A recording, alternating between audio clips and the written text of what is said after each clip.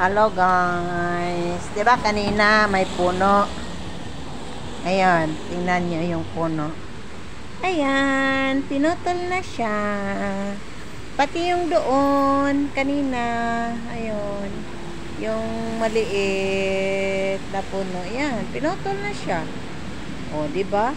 Ang bilis ng aksyon. Yan dapat ang gobyerno.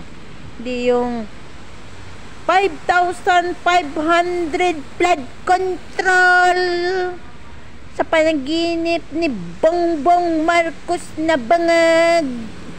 Oh, yan. Puti pa dito. Oh, wala. Pinas, nga. Laki pa ng mga taxes. Ang galing pa mag-koleksyon ng mga walang hiyang taga-gobyerno. Tapos, serbisyo nila, wala. Oh, ayan, yung basura. Hi!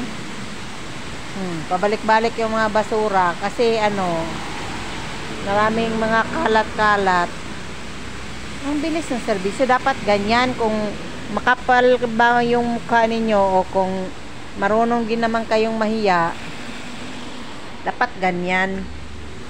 Dapat, dapat, kung malaki kayo singil ng buwis, malaki din ang serbisyo ni Bongbong Bangag.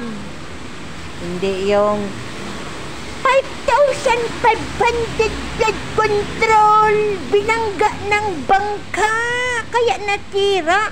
Yung 5,500 na isang bangka lang nabangga, lahat na yun na nasira. Ginagawa mo kaming bubo. Ikaw lang yung bubo kasi sunog na yung utak mo sa sunog na yung utak ni Bongbong Marcos Bangag.